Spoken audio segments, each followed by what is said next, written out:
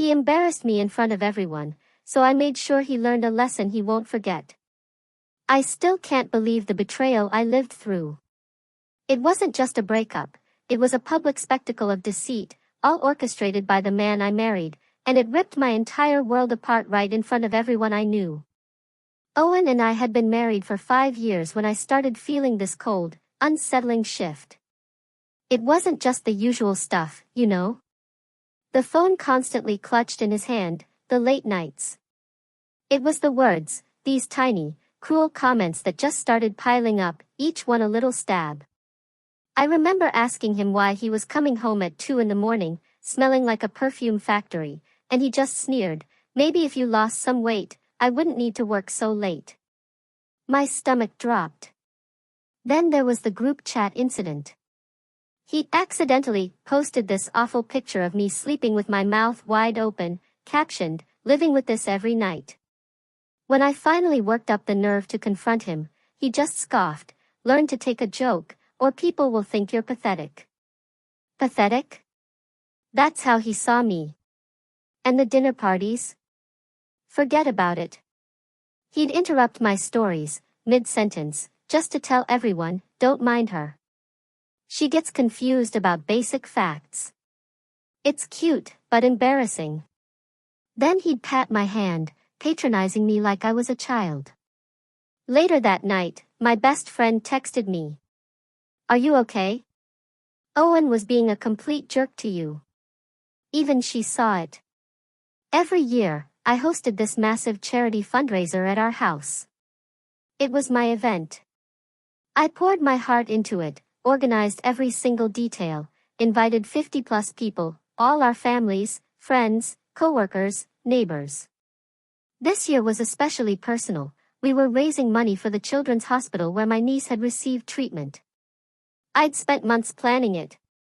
The night of the event, everything was perfect. We'd raised almost $15,000. People were laughing, having a great time, and I felt this genuine surge of pride. Then Owen clinked his glass. Everyone, I have a surprise announcement that just can't wait. My first thought? He'd secured some huge last-minute donation. Instead, he pulled out a small jewelry box. Then, right there, in front of everyone, he got down on one knee. The whole room gasped. We were already married, so what the hell was happening? He opened the box, revealing this sparkling diamond eternity band. And then, to the entire crowd, he announced that I was pregnant. After our long struggle with fertility, I was utterly stunned. Pregnant? I wasn't pregnant. We weren't even trying.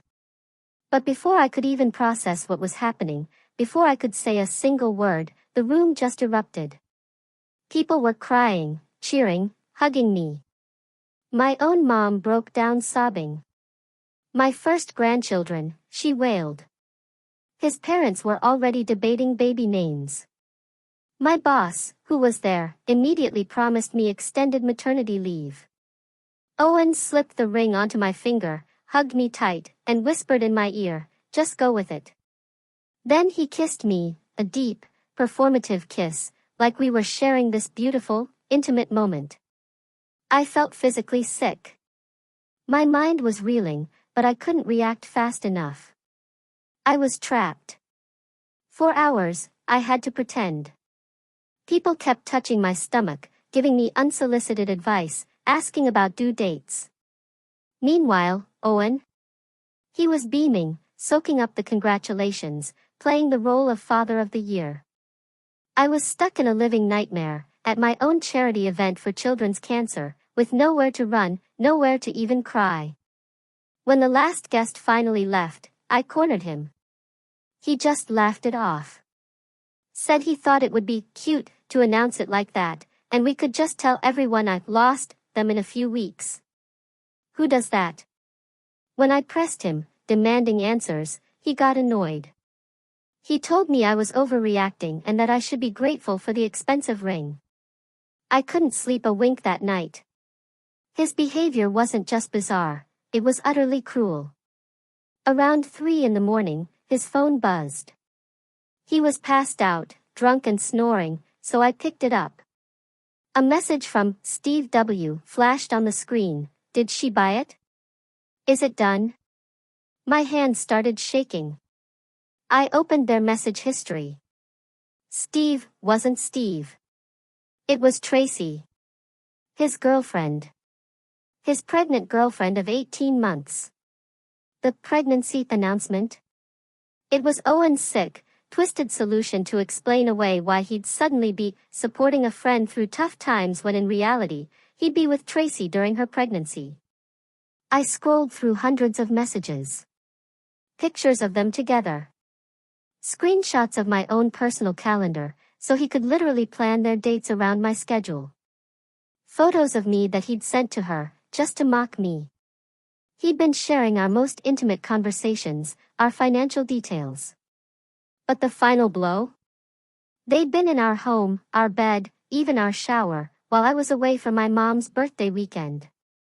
She'd tried on my clothes. And that morning, she'd taken the pregnancy test. She actually was pregnant. With his child. I didn't confront him then. I didn't say a word. I just closed his phone and started making a plan. For the next week, I walked around like nothing was wrong. Like I hadn't just discovered my entire life was a carefully constructed lie. While Owen was at work, I reached out to Tracy. And here's the kicker, she had absolutely no idea he was married.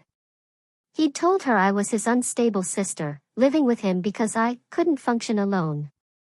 The pictures of us together? Oh, those were just keeping up appearances for family. She was devastated. We met secretly, at a cafe I knew he'd never go near. She looked heartbroken. She showed me even more evidence, handwritten love letters, expensive gifts, detailed plans for their future. He'd even bought them tickets to Paris for a baby moon, all from our joint account. He'd been systematically draining our savings to fund his double life. Over $10,000 gone. About 3 weeks after his big announcement, I sent out invitations for a pregnancy celebration dinner at our house. The guest list? Everyone who'd been at the fundraiser, family, friends, colleagues, neighbors. Owen was nervous, I could tell, but he played along, probably thinking I'd finally accepted his lie. He had no idea what was coming. Picture this, my living room is packed. The same people who, just weeks ago, were hugging me, crying, telling me how happy they were, are all back. Plates of catered Italian food are everywhere, wine flowing. My mom is practically radiating happiness, beaming from ear to ear.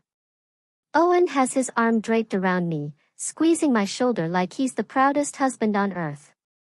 Every time he touches me, I can feel my jaw clench, but I just keep smiling. I'd worked too damn hard for this moment. If you've ever had to fake joy while your insides are boiling, you know the feeling. My stomach was in knots. I was sweating in places I didn't even know could sweat. My hands were shaking so badly I almost dropped my glass. But I held it together. I knew what was about to happen. And it would be worth every single second of this humiliation. I let everyone settle in. People were chatting, passing around baby name books. I kid you not, someone actually brought one. Owen's dad was already offering to build us a crib. My mom was whispering to my aunt about knitting tiny hats. I stood up, tapped my glass, and asked for everyone's attention. Owen looked at me with that smug, "See? I told you this would be fun," kind of smile. I wanted to slap it right off his face. But I didn't. I just smiled back. "Thank you all for being here," I said, my voice surprisingly steady. "You've all been so supportive. It means the world to me and Owen." I swallowed so hard I almost choked. I told you I'd put together a little presentation about our journey to parenthood. So, let's walk down memory lane together, shall we? I hooked my laptop up to the TV and started the slideshow. At first, it was just normal stuff. Photos of Owen and me when we first met, long story, a delayed flight, sharing a $12 sandwich at 2 a.m. Not exactly rom-com material, but whatever. Our wedding, vacations, dumb couple selfies. The crowd was eating it up, laughing, ing. And then I flipped the slide. The first text appeared. A screenshot. It was Owen, texting Steve W., but the message was coming directly from Tracy's actual number. I'd highlighted it, thanks to iMessage. The message read, "Did she buy it? Is it done?" The room went silent. Dead silent. You could literally hear a pin drop. Owen's smug smile began to slip. Just a little. He shot me a look, half confusion, half sheer panic. I clicked again. The next slide, a photo of Tracy. Smiling. Very clearly pregnant. Standing in our bathroom, holding up a positive pregnancy test. The timestamp was right there. My shower curtain. My shampoo bottle. My robe, hanging on the hook. People started shifting in their seats. My cousin gasped. My dad's jaw dropped. I clicked again. More screenshots of messages. Owen sending her pictures of me. Captioned, "Look at her. Can you believe she still thinks I love her?" The room began to murmur. Owen was frozen. He tried to stand up, tried to say something, but I just raised my hand. "Sit down," I said. My voice was shaking, but I didn't care. I was done. Done letting him control the narrative. Next slide. Bank statements. Transfers from our joint account. To a Paris travel fund. Receipts for lavish gifts. A plane ticket to Paris, with both Owen and Tracy's names on it. I zoomed in on the dates. They were just weeks after my miscarriage. The room was turning on him now. His mom looked like she was about to throw up. I kept going. More messages. Tracy's heartfelt love letters to Owen. Photos of them, taken in my clothes, in my bed. My best friend covered her mouth, her eyes fixed on me like she wanted to kill him herself. Then, the final slide. A WhatsApp message from Owen to Tracy. He was bragging about how easy it was to convince his crazy sister, that's me, to host the fundraiser. And how he'd used the fake pregnancy as perfect cover to spend more time with Tracy once her belly started to show. I left that slide up for a solid 10 seconds. I wanted it burned into their memories. Then, I calmly closed the laptop. I looked right at Owen. He was white as a sheet, sweating, stammering, trying desperately to explain himself. But he couldn't even string together a single coherent sentence. He frantically looked around for a friendly face, but there was nothing. Not even his own mom would meet his gaze. "So, Owen," I said, my voice cutting through the tension. "Do you want to tell everyone the real reason you needed so much support lately? Or should I keep going?" He tried to talk. He really did. He stood up, blabbering about me being unstable, confused, that it was all a misunderstanding.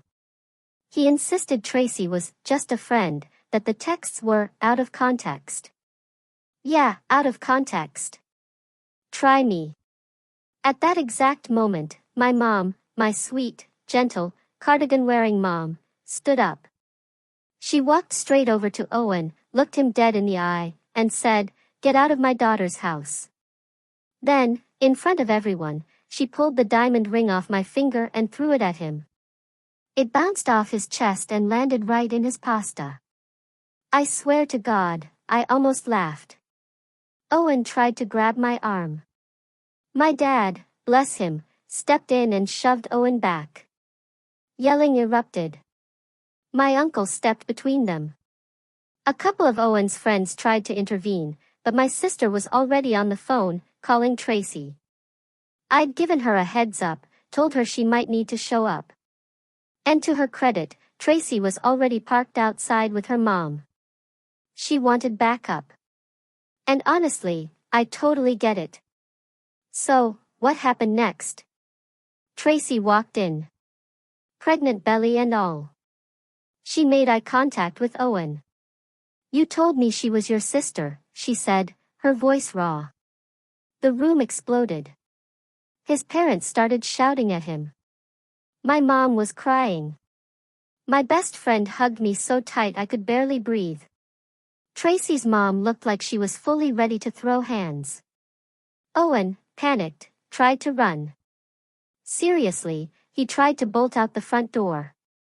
But my neighbor, Coach Hart, 5'2", retired volleyball coach, bless her heart, blocked the door. "You're not going anywhere until you explain yourself," she said. So there he was. Trapped. Surrounded by everyone he'd lied to for years. He had no idea what to say. He finally turned on me, yelling, calling me vindictive, crazy, saying I was ruining his life, that I set him up. I let him scream. I didn't care. I was shaking, but I wasn't moving. Not this time. I looked at everyone. "I'm not pregnant," I stated, my voice clear and firm. I was never pregnant. But Owen's girlfriend is. I motioned to Tracy, who was now sobbing into her mom's arms. "He's been lying to all of us, stealing from me, cheating, gaslighting me for years." I turned back to Owen. "You're done here." My dad opened the door. Owen finally bolted, slamming into the porch railing on his way out, almost tripping down the steps. That night, I barely slept. The adrenaline was insane, every single moment replaying in my head.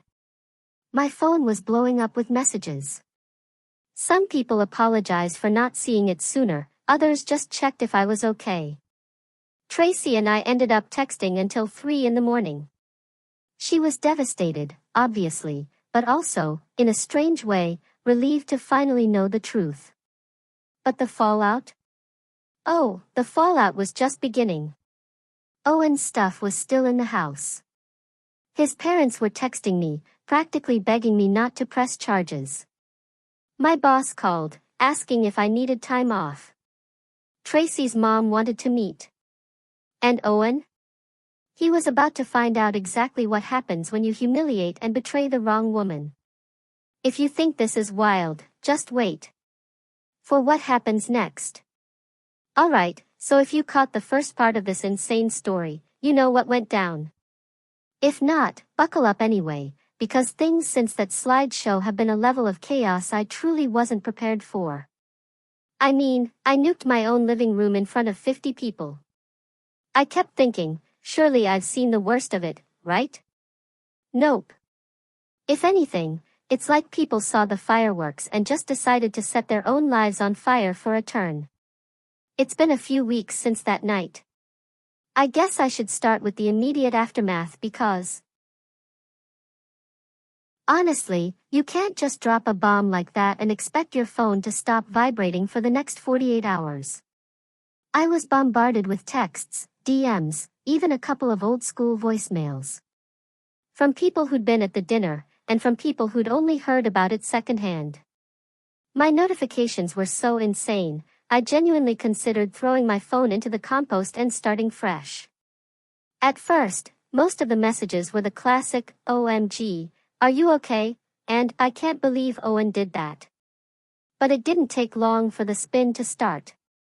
Owen, somehow, despite being the actual definition of caught red-handed, began reaching out to everyone.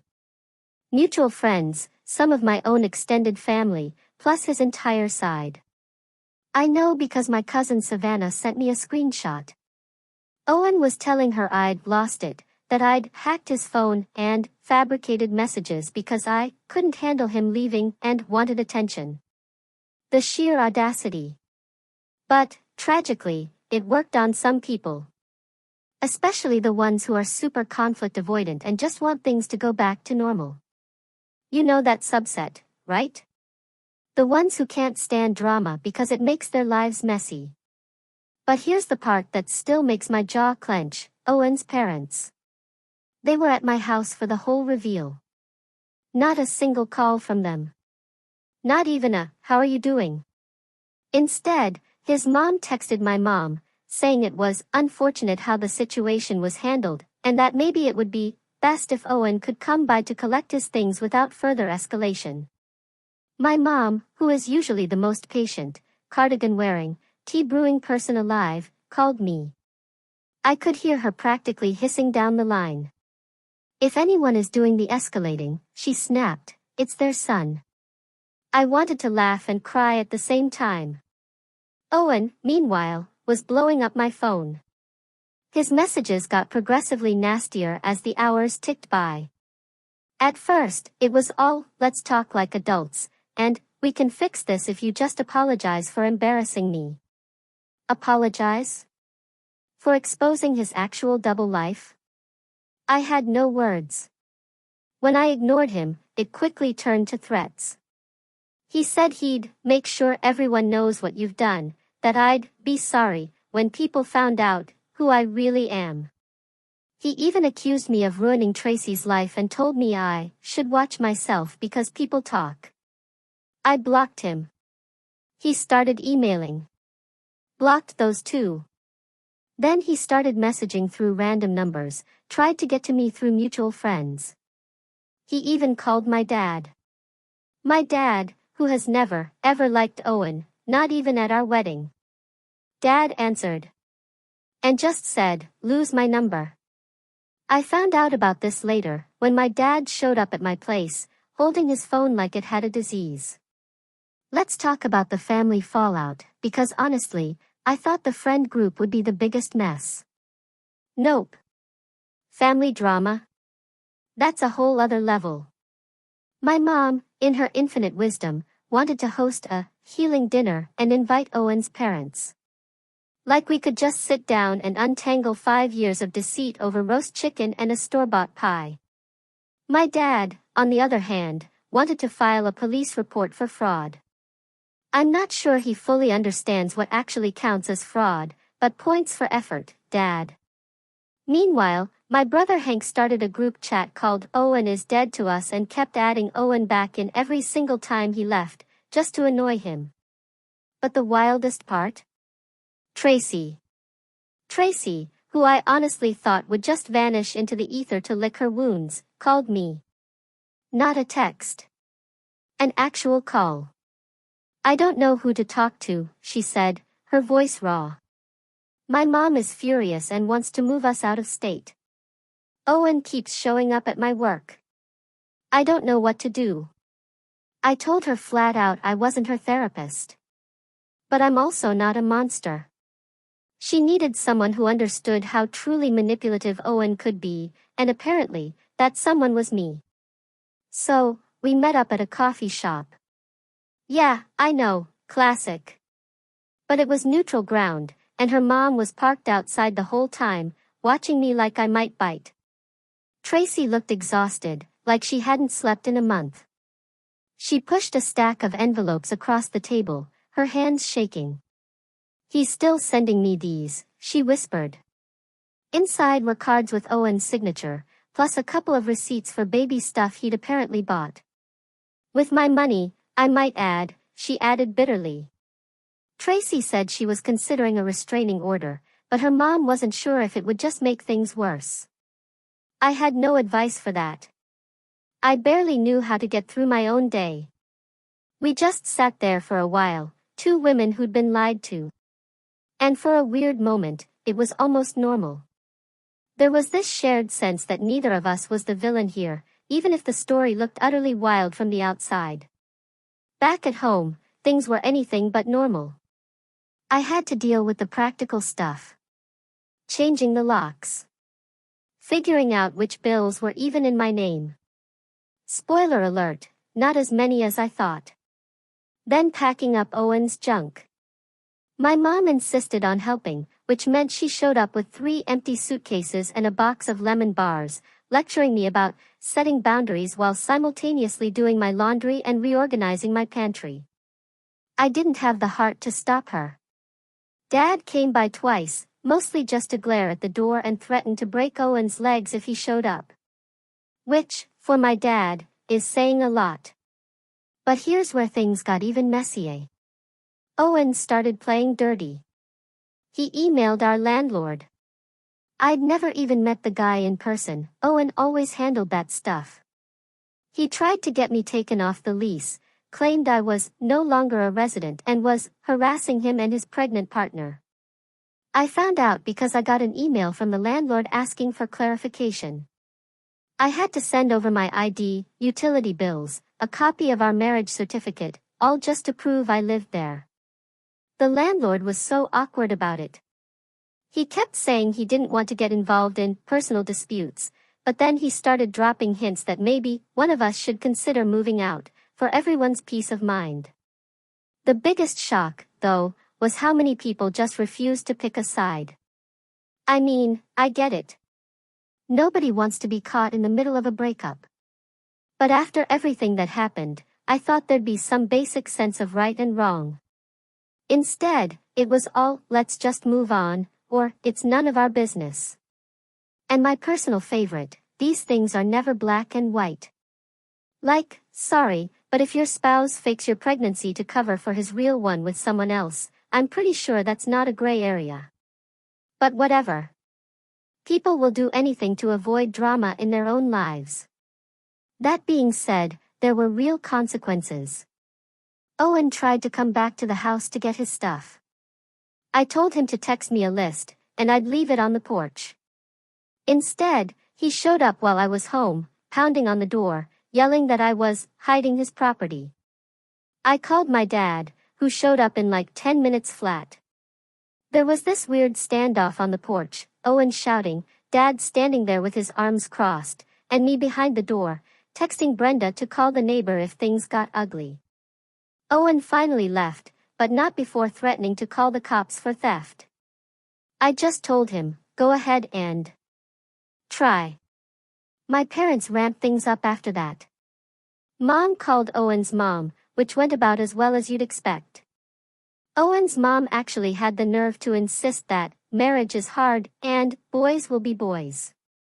I almost threw up just hearing that secondhand. My mom, bless her, told her if Owen showed up at my place again, she'd file a restraining order herself. Then she hung up.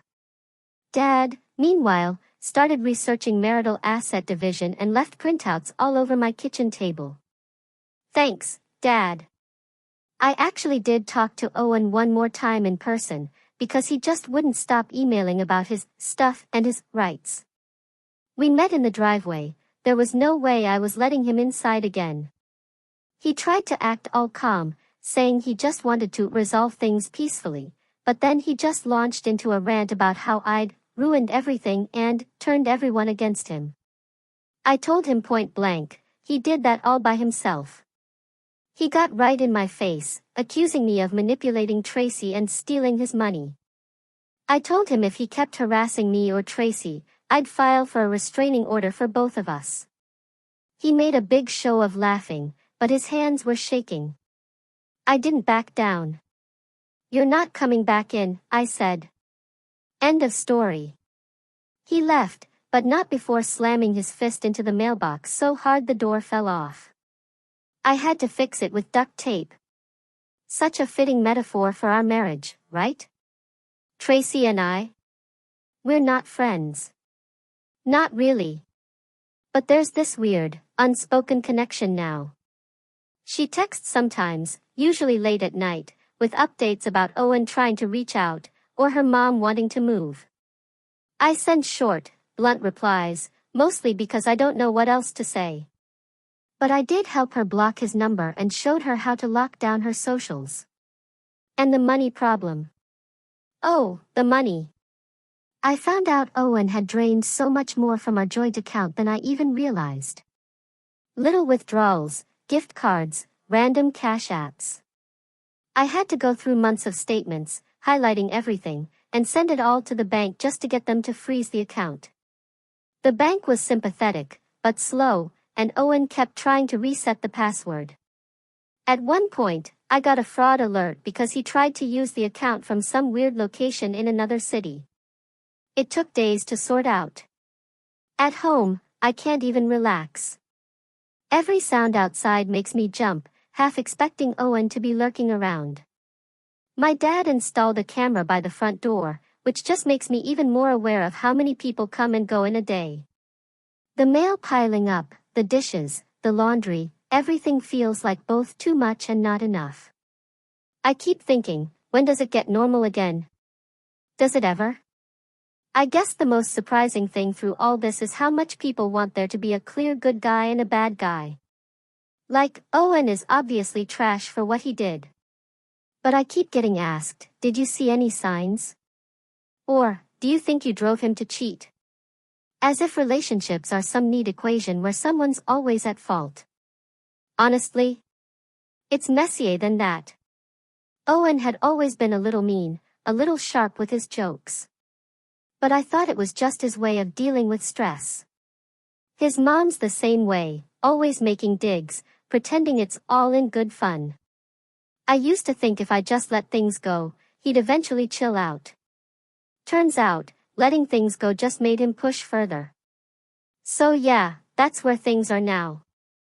I'm not living some brave new life or whatever. I'm still in the house, still fielding calls from the landlord about cooperation between tenants, still trying to figure out how to get Owen's name off the utility bills. Tracy's still dealing with her own mess. Brenda's trying to get me to join her for a night out, but the idea of seeing people feels utterly exhausting. But here's the thing, I'm not letting Owen back in. Not physically. Not emotionally. Not financially. Every day, I get a little bit more stubborn about that. The last time he tried to get in touch, it was through a mutual friend, Ricardo, who called to hear my side. I told him point blank, if Owen tries to come back here, I'll have the locks changed again and the cops on speed dial. And then today. Today I got a letter. Hand-delivered, not mailed, from Owen's lawyer. He's threatening to sue me for defamation and emotional distress. He wants equitable division of assets, the car, half the savings, and compensation for lost business opportunities because I slandered him publicly.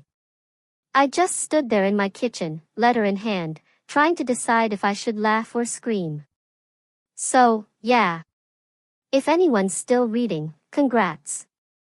You've made it to the end of round 2.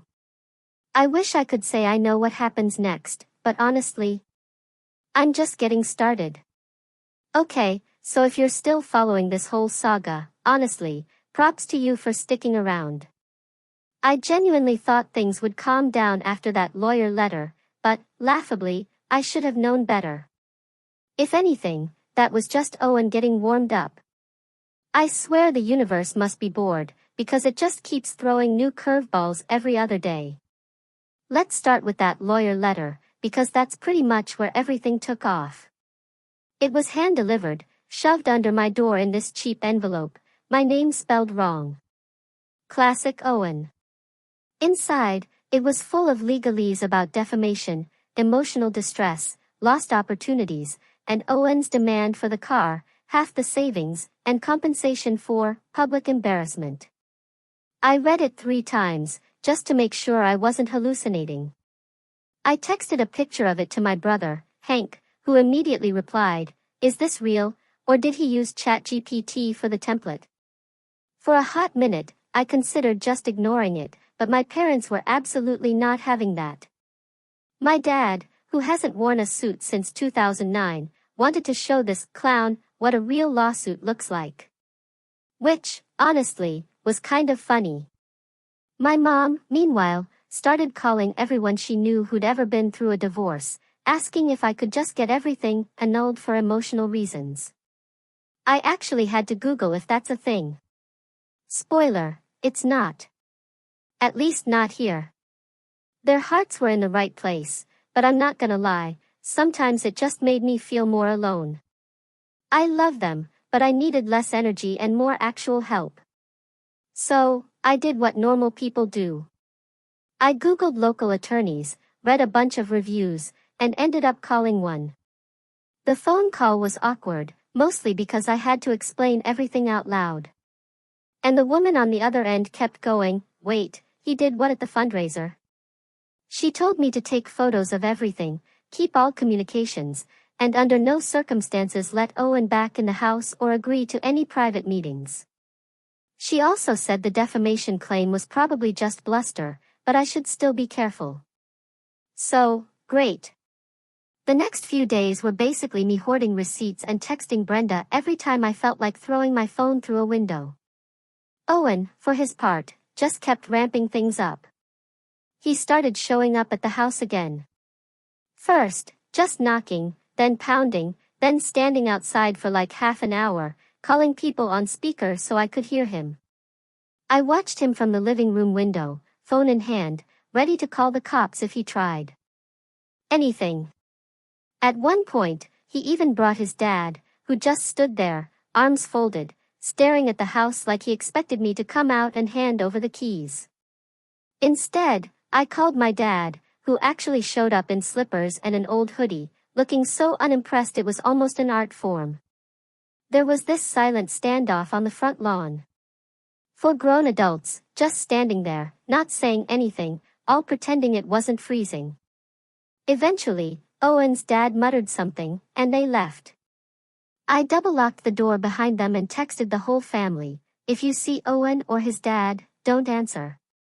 I'll handle it." Meanwhile, the social fallout kept spreading. Some people started unfollowing me on Instagram, which, whatever. But others slid into my DMs, demanding to hear my side. It's weird how people you barely know feel entitled to the intimate details of your life if there's even a whiff of drama. I kept my replies short. Brenda, on the other hand, went nuclear.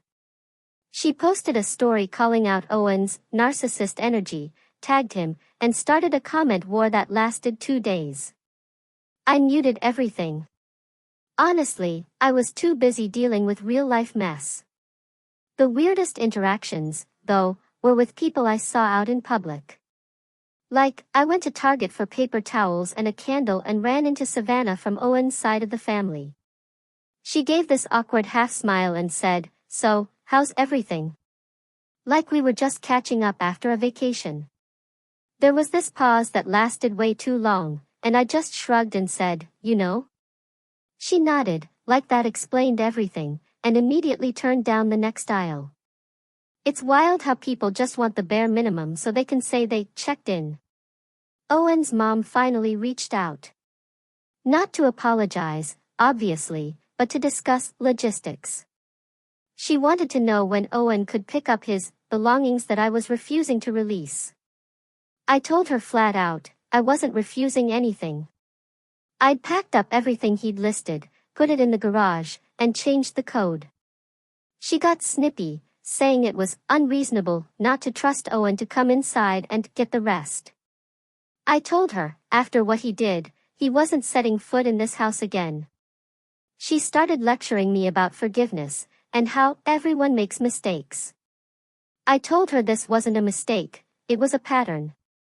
And that if Owen tried to come inside, I'd call the cops. The call ended with her saying she was so disappointed in how I'd handled things. I just laughed.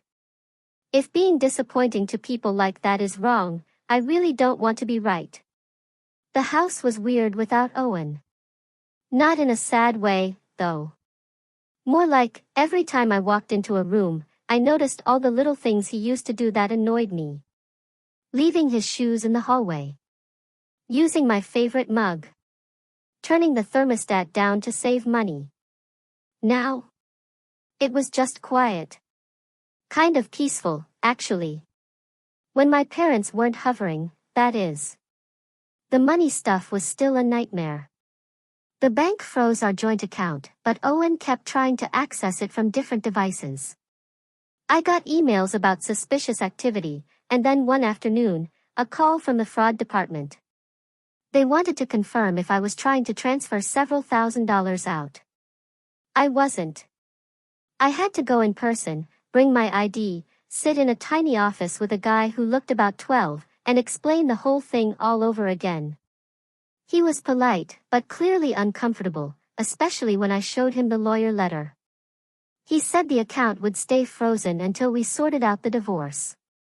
I left with a pounding headache and a stack of paperwork. Meanwhile, Tracy kept popping up. She texted me late one night, saying she was scared Owen might show up at her place. He'd been calling nonstop, sometimes from blocked numbers, even threatening to take the baby if she didn't help him clear his name. I told her bluntly, she needed to talk to someone. Family, police, anyone. She said her mom was already on alert, but she just wanted someone to hear her. I felt for her. I really did. But I also felt completely overwhelmed. I can't fix her life and mine at the same time. The next day, Brenda showed up with coffee and donuts, like some kind of chaos fairy godmother. She sat with me at the kitchen table, scrolling through her phone, reading out messages from people taking sides. Apparently, Ricardo, Owen's friend who was always a little too invested in our marriage, was trying to convince people that I was dangerous and unstable. Brenda laughed so hard she almost snorted coffee. She said, "If you're the unstable one, I'm a yoga influencer." We both just lost it for a minute, and honestly, it felt so good to just laugh about something. But then Brenda got serious. She asked if I'd thought about moving out, starting fresh somewhere else. I hadn't. The idea made me feel weird, like I'd be running away. At the same time, staying here meant living with all the ghosts of Owen's nonsense. Brenda said, "You don't owe anyone this house. You can start over." I told her I'd think about it, but I could see in her face she really wanted me to go.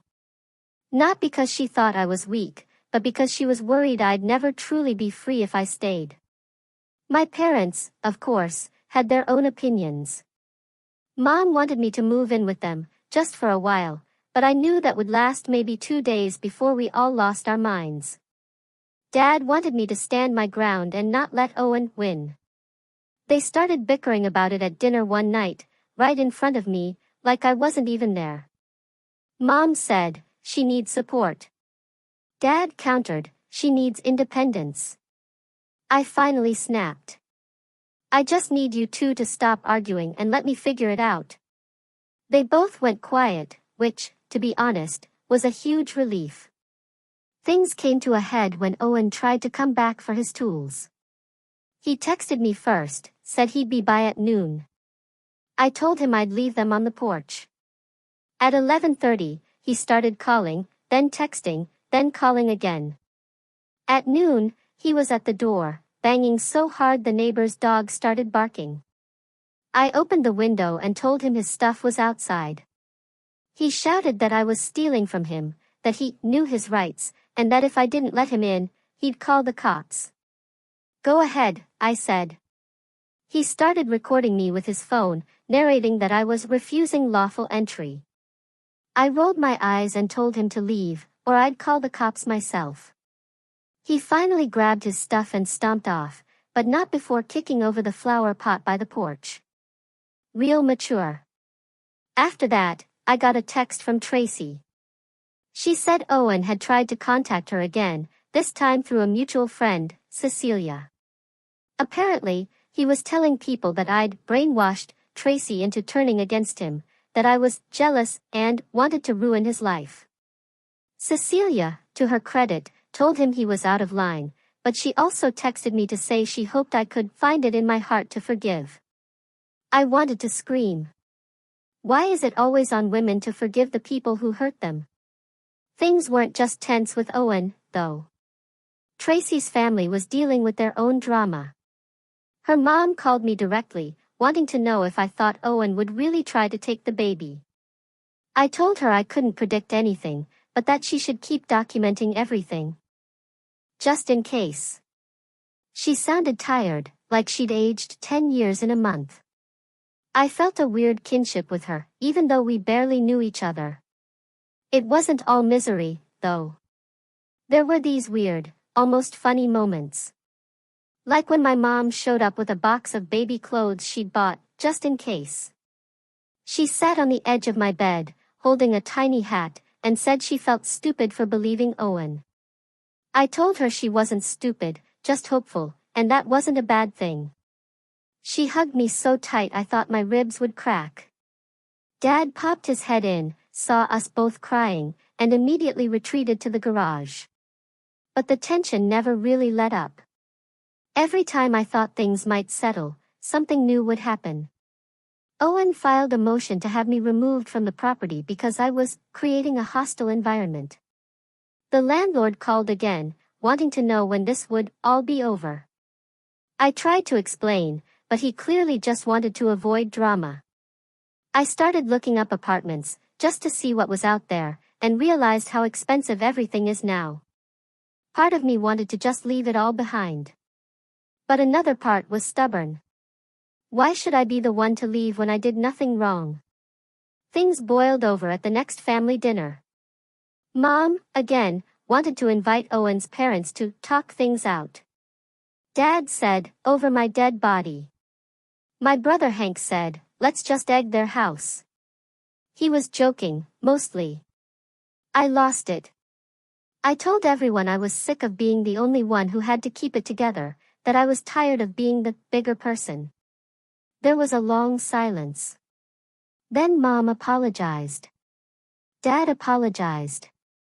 Even Hank put his phone down and apologized. I just want a normal life again, I said. No one disagreed. The last straw, for now, anyway, came this week. I was coming home from the store, arms full of groceries, when I saw Owen's car in the driveway. I stopped cold. He was sitting on the hood, scrolling through his phone like he owned the place.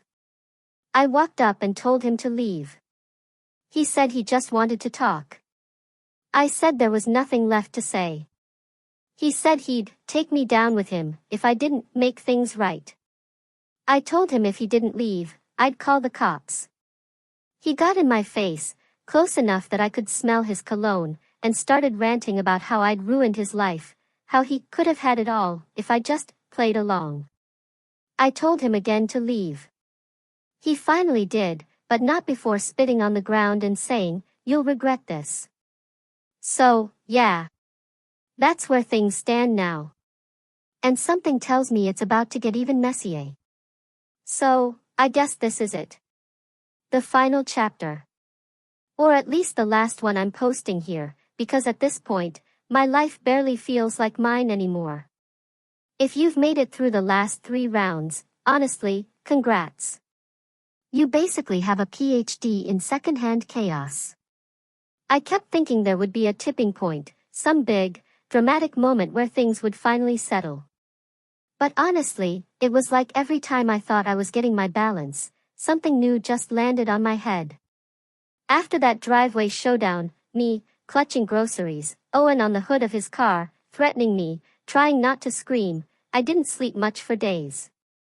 My phone was a literal landmine.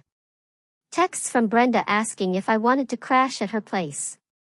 My dad sending links to how to file a restraining order. My mom alternating between sending me recipes and suggesting, maybe you should just move home for a bit. Meanwhile, the legal stuff just kept grinding away. The lawyer I'd found, let's call her Greta, because apparently I collect Gretas in my life now, she was decent at her job. But there's only so much you can do when the other side is, like, allergic to reality. Owen's lawyer sent another letter. This one demanding immediate mediation. Greta told me not to panic. It was just more posturing, she said. But I'm not gonna lie, I felt like I was being stalked by paperwork. Every single day, some new envelope, email, or notification. At one point, I started keeping a folder in my notes app just to track who was threatening what. There's this weird kind of tired that comes from fighting over the same stupid stuff on repeat. It's like being stuck in a glitchy video game, same level, different monsters. Owen would text about his tools, then his PlayStation, then about how I owed him for emotional labor. I started leaving his stuff out on the porch in boxes, labeled in Sharpie, tools, electronics, junk. He'd pick them up at weird hours. Never alone. Sometimes with his dad, sometimes with Ricardo, whose stare always lasted a beat too long. They never came in, but the tension was always there, hanging in the air, like a thunderstorm that just wouldn't break. And then there was Tracy. I honestly didn't expect her to stay in touch, but she did. A couple of times a week, mostly late-night texts. Sometimes a photo of her cat, sometimes just a meme, sometimes venting about how Owen was sending her guilt trip emails. Her mom called once, too, asking if I'd heard anything about Owen planning something. I hadn't, and I told her that, but I could just hear the worry etched into her voice. Tracy was due any day now. The last time we met, her idea, not mine, was at a little cafe uptown. She looked so tired. She said she was trying to get her head straight before the baby came and wanted to know if I thought Owen would really try to go for custody. I told her honestly, I didn't know what Owen was capable of anymore. But I told her to keep her family close and document absolutely everything. Meanwhile, my parents kept circling, each on their own orbit. Mom baked enough muffins for a small army and tried to convince me to take a weekend at a spa with her. Dad spent a suspicious amount of time in the garage, fixing things that didn't need fixing, and going on walks where he just happened to pass by Owen's place. Hank, my brother, started making a spreadsheet of potential replacement sons-in-law, which was mostly just a list of 90s boy band members and that one guy from the gym who always wears Crocs. At least he made me laugh. But the house itself started to feel less like mine. I'd catch myself looking at the walls, that stupid lamp Owen always insisted was retro, the rug he bought at a yard sale. It felt like living in someone else's leftovers. The landlord kept calling, asking for updates, and subtly hinting that maybe it'd be better if I moved out when the lease was up. I started half-heartedly scrolling Zillow, not really ready to make a decision, but just wanting to see what else was out there. Everything was too expensive, too far, too not home. The real escalation came not with a bang, but with a series of tiny, stupid annoyances. First, the utilities. Owen had called and tried to get the internet shut off for non-payment, even though I'd already switched it to my name. The company called me, all confused, and I spent an hour on hold just to get it sorted. Then the car insurance. Owen reported the car stolen, even though the title was in both our names. That one actually brought a cop to the house, who, after a very awkward 15 minutes and a tour of the glove box, left looking bored and annoyed. The car stayed with me, but the paperwork seemed endless. Then it was the trash bill. I got a notice that the account was delinquent. Turns out, Owen hadn't been paying it for months, and the company was threatening to stop pickup. I called, explained everything, paid the balance, and asked them to put it in my name. The lady on the phone sounded exhausted, like she dealt with this kind of drama daily. She said, just make sure he can't call to cancel anything else. If only it were that easy.